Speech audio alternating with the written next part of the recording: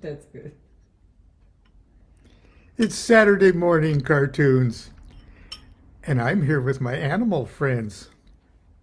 This is Chico, and this is Mako. Your bed buddies. They're my animal friends. Your bed buddies. Constance is reminding me they're my bed buddies. Don't keep your mouth shut, okay? Anyway, they're at first I said they're not real animals. They're faux animals. They're faux animals, and they didn't understand. So It's Chico French. said, "What does faux mean?" And I says, "It means precious." Anyway, run along now. You're not going to get put on anybody's shoulder. Now, remember, we're talking about Ankh, f-n-Khonsu and the crocodile, things that eat your soul. And here's Chico, who's once he died of old age, he was skinned and wrapped around Ankh, f-n-Khonsu there. So it's all relative. it's all relative. There's method to my madness, but I didn't feel like putting clothes on this morning. Well, I never feel like putting clothes on.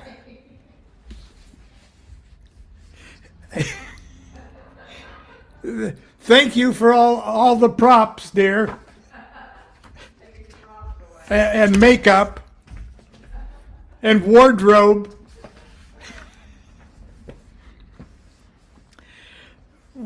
We are on chapter 7, installment 8, actually, of Across the Gulf. Okay. And as cozy as I appear, I feel cozy enough to continue this bizarre sadomasochistic satanic fantasy here. Let's do that. There we go. Sort of based on the Stele of Revealing, anyway.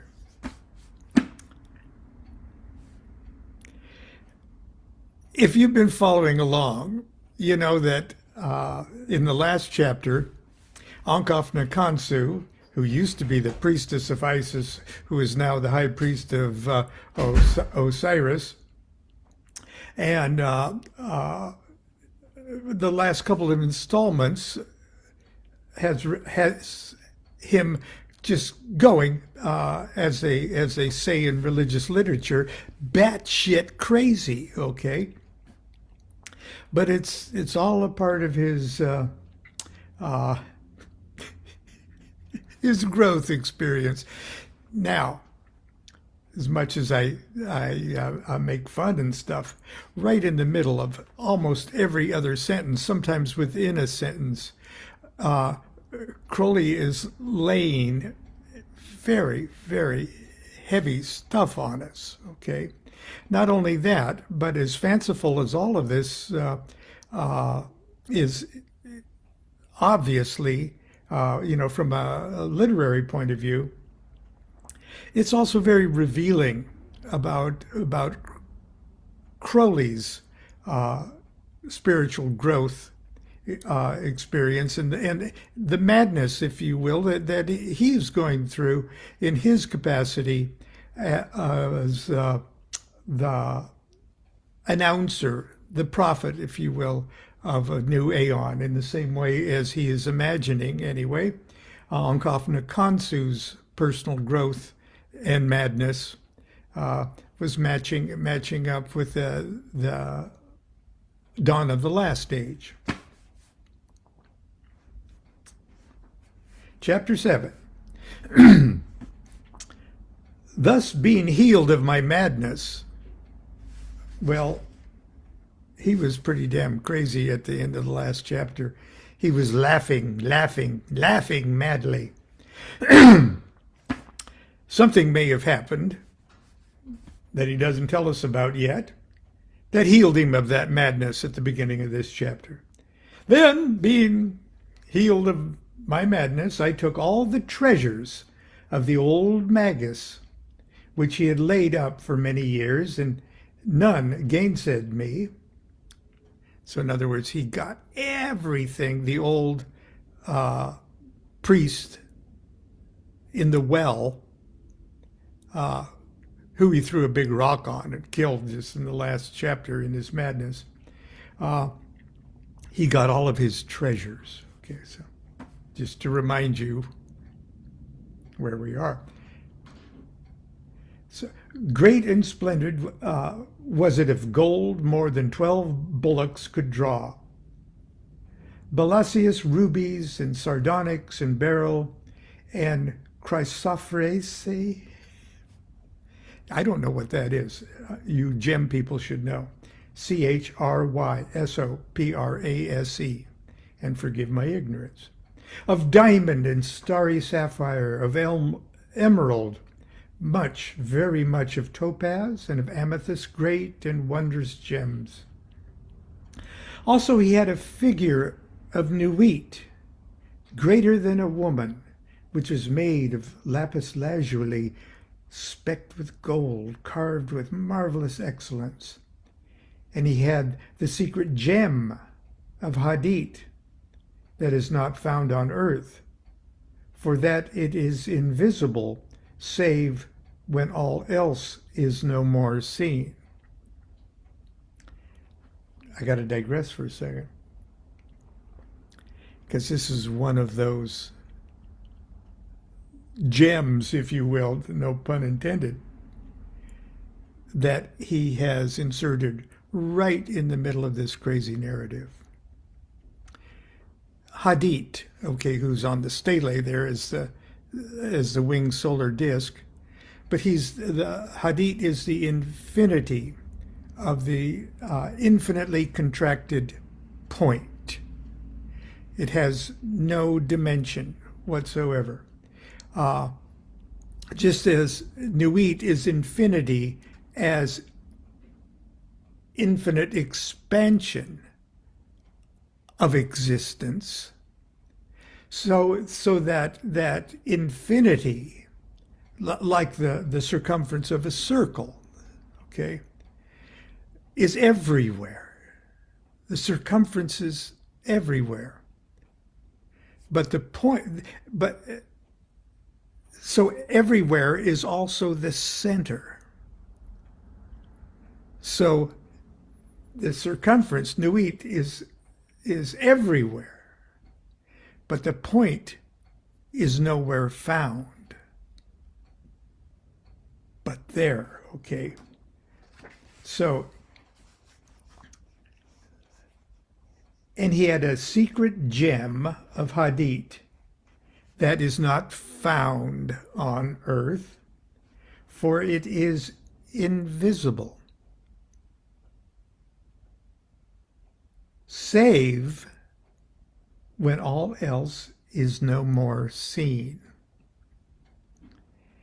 Now that's like a Zen koan that you could chew on for eternity.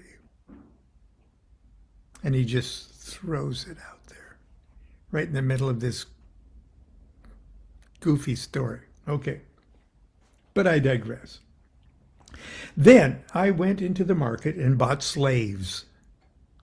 I bought me a particular giant, a Nubian blacker than polished granite seen by starlight, tall as a young palm, straight, yet more hideous than the ape of Thoth. Also I bought a young, pale stripling from the north, a silly boy with idle, languishing ways. But his mouth burned like sunset when the dust storms blow. So pale and weak was he that all despised him and mocked him for a girl. Then he took a white-hot iron from the fire and wrote with it my name in hieroglyphics on his breast. Nor did his smile once alter, while the flesh hissed and smoked. Now that's a fanboy. Thus we went out a great caravan to a rocky islet in the Nile, difficult of access, for that the waters foamed and swirled dangerously about it. There we builded a little temple shaped like a beehive. But there was no altar and no shrine therein. For in that temple should the god be sacrificed unto himself. Myself I made the god thereof. I powdered my hair with gold, and enwound it with flowers. I gilded my eyelids, and I stained my lips with vermilion. I gilded my breasts and my nails, and as a god and victim in one, I was daily sacrificed unto that strange thing that was none other than myself. I made my giant Nubian high priest, and I endowed his wand with magic power so that he might properly perform my rites. This he did to such a purpose that many men from Memphis and even from more distant towns, leaving their gods, came hither and did sacrifice. Then I appointed also the pale boy warder of the sanctuary, and he swore unto me to be faithful unto death. Now there arose a great strife in Memphis, and many foolish and lewd women cried out against us. So fierce the uproar that a great company of women issued forth from the city and came to the island. They slew my pale boy. Well, he didn't last long. They slew my pale boy at the gate. Though sword in hand he fought against them. Then they frothed on, and I confronted them in my glory. They hesitated, and in that moment I smote them with a deadly itching, so that running forth they tore off their clothes and set themselves to scratching, while my people laughed till they ached. At the term, indeed, with exhaustion and with loss of blood, they died all. They're dropping like flies. 402 women perished in the great day's slaughter, so that the people of Memphis had peace for a while. But as for me, I mourned the loss of that young slave. I had his body embalmed, as is not fitting for others other than king. And at the door of the temple I placed his sarcophagus beneath a hedge of knives and spears, so that there was no other access to my glory. Like honor hath no slave had ever. Thus then I abode 3 cycles of the season, and at the end of that time the high priest died. Thus then I abode in... For mine was a strange and dreadful rite to do. None other, and none unfortified by magic power, could have done this thing. Yet I too sickened of that everlasting sacrifice.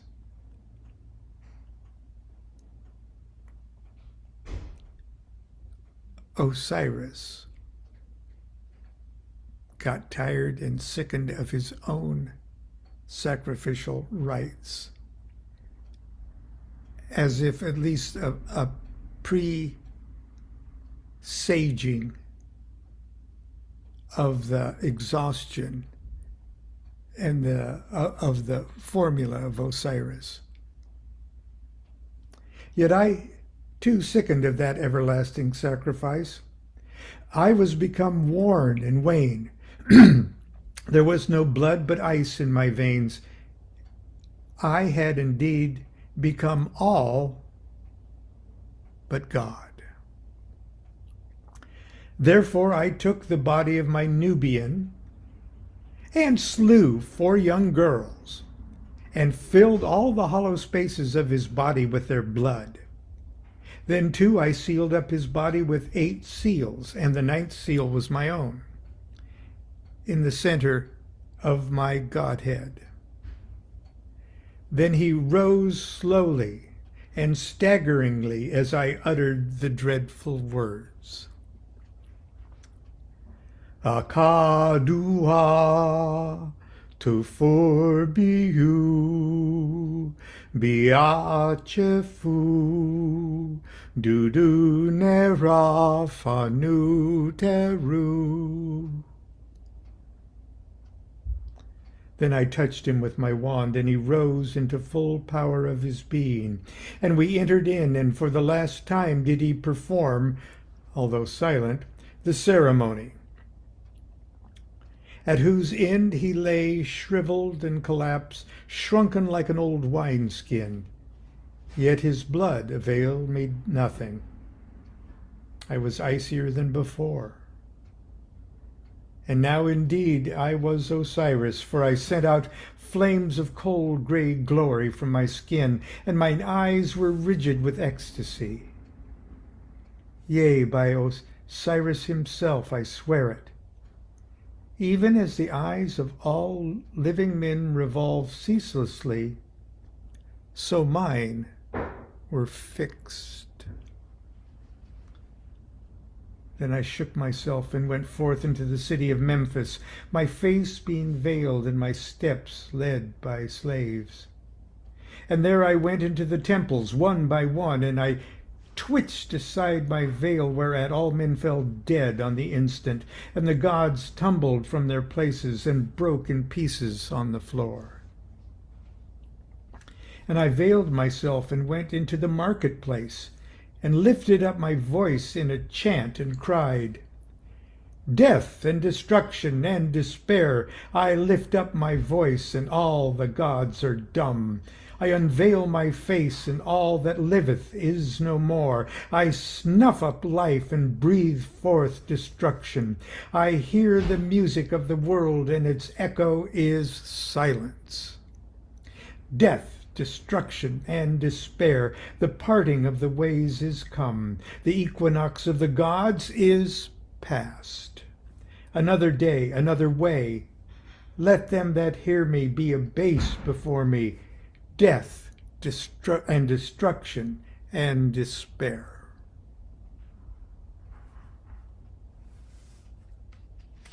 Then I pulled away my veil, and the cold lightnings of death shot forth, and the people of the city fell dead where they stood. Save only one, a young boy, a flute player that was blind. And see not those eyes of mine, died not. Then to him I spake, saying, Arise, summon the priests and the people, all that remain, and let them build a temple unto Osiris, the god of the dead, and let the dead be worshipped forever and ever. This I said, and went out from the city with the 2 slaves that I had left at the gate. And we went unto Nile, unto a cave by the bank of the river. And there I abode for many months, weeping for Isis, my lady.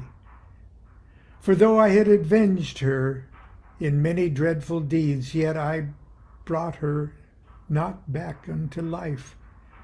Moreover, the love of her was as it were dead in me, so that my heart stirred not at the thought of her. Say that my love wandered like a ghost, unburied, frozen adrift upon the winds. Now of my deeds of this period, it's almost too horrible to tell. For I performed great penance in the hope of vitalizing that dead principle in me, which men call the soul.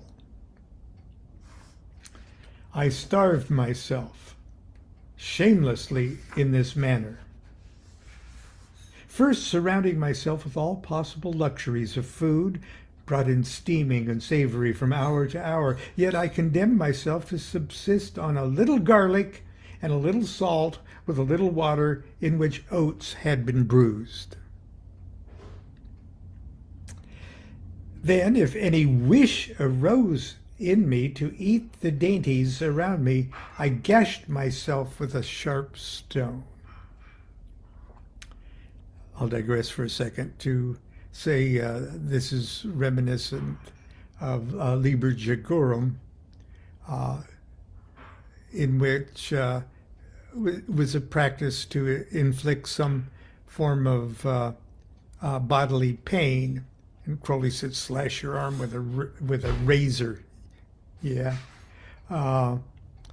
Every time you do something that you swear that you won't do, any arbitrary thing like, I will not say I. No, I will. Oh. Well, that was pretty stupid of me. I'll never do that again. Okay, get the picture. Sharp stone. Moreover, I kindled a great fire in the cave so that the slaves stumbled and fainted as they approached. And the smoke choked me so much I constantly vomited a black, ill-smelling mucus from my lungs, stained here and there with frothing blood. Again I suffered my hair to grow exceedingly long. Therein I harbored vermin. Digression again here. It's sort of reminiscent of the early stages of the disciplines that the Buddha practiced before his great awakening. Also, when I lay down to sleep, though I did this not until with swollen tongue and blackened throat I could no longer howl the name of my dead lady, then I say, did I smear my limbs with honey, that the rats of the cave might gnaw them as I slept. Moreover, I pillowed mine head upon the corpse of dead leprosy. And whenever that dead soul of mine stirred with love toward my lady, I caressed and kissed that corpse and sang soft songs to it, playing with gracious words and gestures. All this spoke loudly to my soul, rebuking it for its weakness and corruption. So too the bitterness and foulness of my life would often overleap the limit of sensibility. What the hell am I doing? And then, for hours together, I would be lost in a raging whirlwind of laughter. Now remember the opening words of this chapter. I'm sorry. Okay. Then being healed of my madness. Okay. At this time my slaves would be afraid to come anigh me, and then darting out of the cave I would catch one by the hair, dragging him within and put him to exquisite torture. This indeed was of great use to me, for I would devise atrocious things, and if they served to excite his utmost anguish, I would then try them on myself. Thus I would run needles steeped in Nile mud beneath my fingernails, so that the sores festering might produce a sickening agony. Or again I would cut strips of skin and tear them off. But this failed, though it acted well enough upon the slave. It failed, for my skin had become too brittle. Then I would take a piece of hard wood and hammer it with a stone against the bones, hurting the membrane that covers them and causing it to swell. This too I had to abandon, for the limb of the slave died, and he swelled up and rotted and turned green, and in shocking agony he died. Yet was I, quote, far from the happy ones, unquote. Although my lips hung on my fleshless face like bean pods withered and blackened, and although there was not 1 inch of skin upon all my body that was not scarred.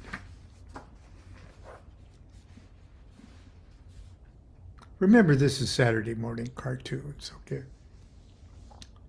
Yet my trial was nigh at hand, for the people of Memphis, wondering at the frequent purchases of dead lepers,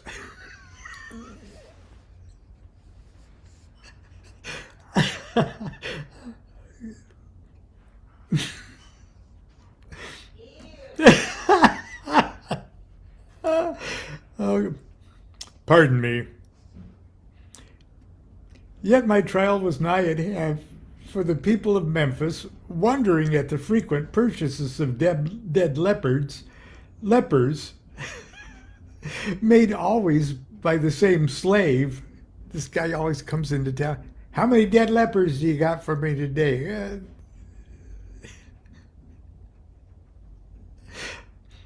Began, as is wont of the ignorant, to spread foolish rumors.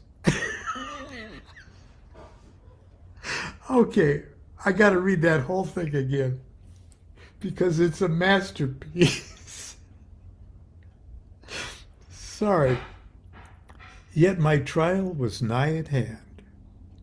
For the people of Memphis, wondering at the frequent purchases of dead lepers, made always by the same slave, began, as is the wont of the ignorant, to spread foolish rumors. At last they said openly, there is an holy hermit in the old cave by Nile. Then the barren women of the city came out stealthily to me in hopes that by my sanctity their dry sticks might blossom. But I showed them my dead leper and said, let me first beget children upon this, and after I will do your business.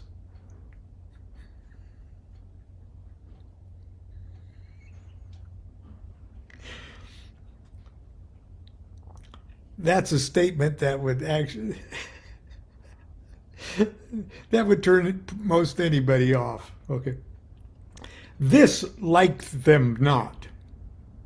Yet they left me not alone, and they went home and cried out that I was a whore and a horror and a ghoul and a vampire. And at that all the young and beautiful women of the city, leaving their lovers and their husbands, flocked to me, bringing gifts. But I took them to the dead leper and said, when you are beautiful as that is beautiful, and when I am weary of its beauty and its delight, then I will do your pleasure. Then they all raged vehemently against me and stirred up the men in the city to destroy me. And I, not being minded to display my magic force, went by night, so soon as I heard of this, and took sanctuary in the shrine of Osiris that I had caused to be built. Then there I attained felicity for uniting my consciousness with the gods.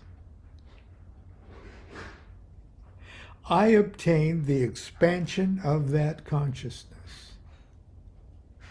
Is not the kingdom of the dead a mighty kingdom? He's Osiris here, remember?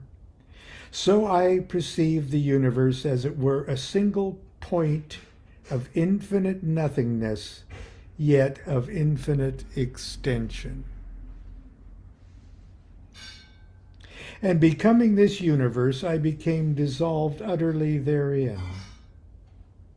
Moreover, my body lifted itself up and rose into the air to a great height beyond the shadow of the earth, and the earth rolled beneath me. Yet of all this I knew nothing, for I was all these things and none of them. Moreover, I was united with Isis, the mother of Osiris, being yet her brother and her lord. Woe, woe to me, for all of this was but partial and imperfect, nor did I truly understand that which occurred. Only this I knew, that should I return to my city of Thebai and rule therein as high priest of Osiris, no longer striving to some end unheard of or impossible, but quietly and patiently living in the enjoyment of my dignities and wealth, even as a man. Yet one thing I saw also, that as Isis is the lady of all nature, the living, and Osiris is the lord of the dead, so should Horus come, the hawk-headed lord, as a young child, in the image of all nature and of all men, raised above life and death. Under the supreme rule of Hadit, that is force, and of Nuit, that is matter, though they are a matter and a force that transcend all our human conceptions of these things. But more of this anon, in its due place. Well, that's the end of Saturday morning cartoons. And as you can see, right in the middle of a lot of craziness, drops pearls of wisdom that you might not actually be prepared for had you not been suffering the trauma of the nonstop craziness, if that makes any sense to you. Some of my most significant and profound epiphanies have occurred after a trauma of some kind. And I sort of see that going on with Crowley's technique. Anyway, I hope you enjoyed this and won't be dreaming of dead lepers until tomorrow for Sunday school. Oh God.